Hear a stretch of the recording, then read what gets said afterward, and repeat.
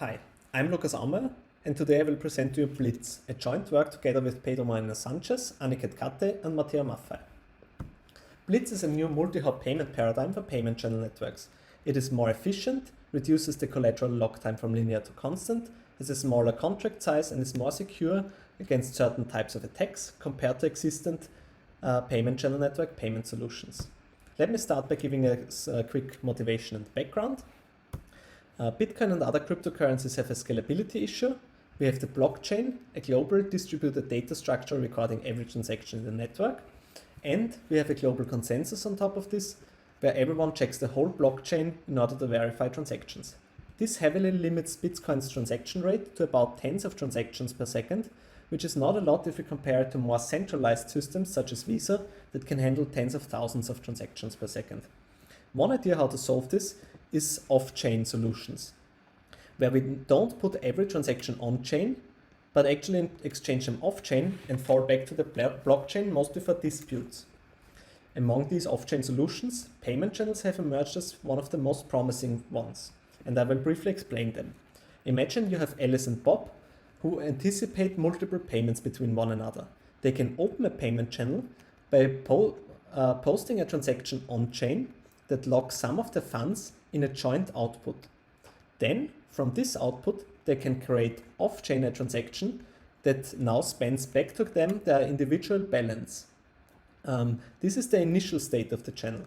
They can now perform several updates by creating new off-chain states, redistributing the balances and thereby performing payments.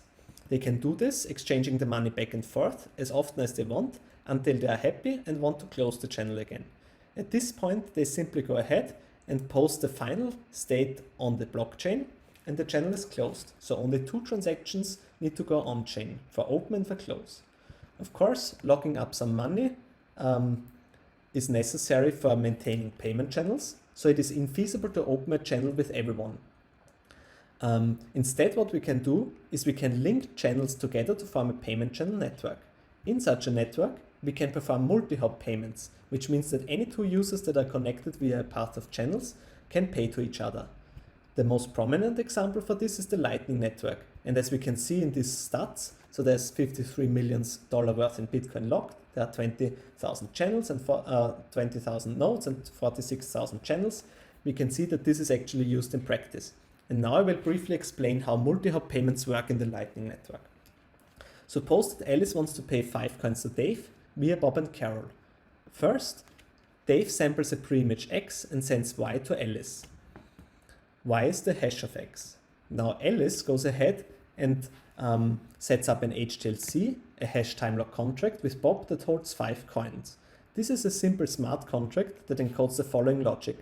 Bob gets the 5 coins put by Alice if he knows X such that X hashes to Y. And Alice gets the money back after some timeout, in this case 3t. Now Bob can create an HTLC with Carol and Carol creates one with Dave. Dave of course knows already the pre-image and he can go ahead and redeem the HTLC with Carol by revealing X to her and claiming the 5 coins. Now Carol will know the X and she can redeem the HTLC with Bob and Bob can do the same with Alice and the payment is successful.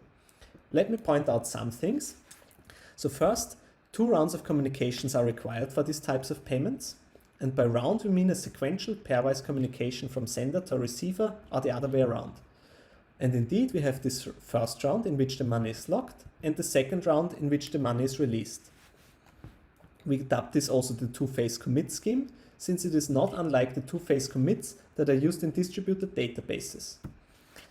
Then, I want to point out that there's a staggered collateral lock time, which means that the lock time in the HTLCs grows from right to left. Usually, the payments happen off-chain, and the users simply update their channels in order to update the money, their balance according to the outcome of the payment.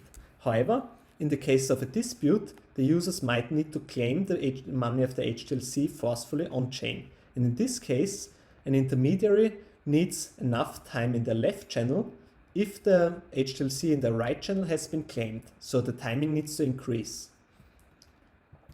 Okay, now I will present some of the properties and drawbacks of Lightning payments. First, the Lightning Network achieves this scalability and solves the problem that I talked about in the beginning. Second, we have a balanced security, meaning that honest users in the payment cannot lose any coins. And third, we have the privacy, which means that in the case of an optimistic payment, in the optimistic case, the intermediaries learn only about the direct neighbors and not about the whole path. And they also learn the value of the payment. Now there are some drawbacks. As I already mentioned, we have a staggered collateral lock time. And this means that for every payment that fails, the money is locked for a time linear in the path length. Payments can fail for different kinds of reasons. There can be communication errors, users can go offline, or there could even be malicious users. This decreases the network throughput, especially when there are attacks such as the griefing attack that especially aim on doing this by letting malicious users intentionally fail payments. The payments also take 2 rounds, as I've mentioned, and the HTLC scripting requirement is something that we need in the underlying blockchain. Finally, also the wormhole attack is possible, which allows honest intermediaries to be cheated out of their fees. Now imagine a payment scheme that not only has all these properties, but also improves upon these drawbacks. You need not look further, because now we give you the Blitz construction. For the Blitz construction, we introduce the new pay-or-revoke paradigm. Again, suppose Alice wants to pay 5 coins to Dave via Bob and Carol. First, Alice defines a timeout t that is constant, so it is independent of the path length. Then, Alice creates a refund enabling transaction txer that has an output belonging to each of the users on the payment path, except for the receiver Dave. Then, Alice creates a contract with Bob, but this time not an HTLC, but a new contract that encodes the following logic. After this time t, Bob can claim the money. And time t again is what Alice defined in the beginning. And before this time t, Alice can actually refund herself, but only if the transaction txer has been published by her beforehand. This can be achieved by using this output that belongs to Alice of txer as an input for the refund transaction. Now Bob does the same with Carol, but exchanges the input of his refund transactions for his output of txer, and Carol does the same with Dave. Now Dave sends back a confirmation of txer, and Alice can actually check if it was the same one that she initially created. Now there are 2 cases. Either it is the same and the confirmation is correct, then Alice can simply go idle, and after this timeout t, Dave will automatically receive the money. Alice can be sure of this since she got the confirmation from Dave that Carol used for her refund transaction in the channel with Dave txer as an input. So if she does not publish txer, Carol can never refund and Dave will get the money. Now, of course, for the second case, Alice did not get the confirmation, or she did not get a correct confirmation. In this case, she will go ahead and publish txer in time before t, and everyone can refund themselves. Note that this is a secure payment scheme, so the balance of the users is secure, like in the Lightning payments, and it only takes 1 round. There are some other things that I unfortunately don't have time to go over now in detail, but I will briefly mention them. We have the fast track, which allows for instant payments. Remember that the time t is constant and it can be relatively small, but you might still not want to wait for it to expire in order to complete the payment. This is why we introduce an optional second round for instant payments. Another thing we introduce is a fast revoke that allows for refunding without posting the transaction txer on the chain, in case that the users are honest. And third, we introduce the same privacy guarantees as in the Lightning payments by using stealth addresses in txer. I encourage you to check the paper for more information on this in case you're interested. Now for the evaluation and comparison to current solutions. So for the comparison to current solutions, unfortunately I don't have time to go into detail. We compare the Blitz construction to ILP, or Interledger payments, which achieve payments in 1 round but don't provide balance security, against the Lightning payments, which I have already shown you, and against anonymous multi-hop blocks, or AMHL, which do achieve security against the wormhole attack, but they still have linear collateral and 2 rounds. For the evaluation, we created a tool that creates the necessary transactions for the Blitz payments. We actually realized then that the Blitz contract is 26% smaller than the HTLCs.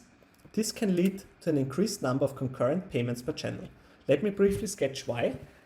So the channel states are stored in transactions that have a maximum size in Bitcoin. 2 of the outputs are for the balances, and the other outputs can be used to hold concurrent payments. Now, if the outputs hold larger contracts, then of course we can in total store fewer of them in the state, which is why we can have fewer HTLCs than Blitz contracts in a transaction. For the second part of the evaluation, we had a simulation to showcase the benefits of having constant collateral. For this, we took a Lightning Network snapshot, created some random payments, and let some of them fail. And for the failed payments, the money is locked for a constant time in the first case for the Blitz, and in the second case for a staggered time in the Lightning. Now, depending on the setting, meaning how many payments were disrupted, how many payments we had, and the amount of the payments, we had between 4 times and 33 times fewer failed payments in Blitz compared to Lightning. Now, to sum it up, we introduced a new multi-hop payment paradigm, the Pay-or-revoke, for payment channel networks. It achieves secure payments in only 1 round of communication, reduces the collateral lock time from linear to constant, reduces the contract size by 26%, is secure against a wormhole attack, and it only requires signatures and time locks and not hash locks. We did a simulation to showcase the advantage of having constant collateral. We formally modeled it in the Universal Composability Framework and gave security proofs. And let me also note that it is compatible with the Lightning Network. Thank you for your attention. I'm now looking forward to a nice Q&A session.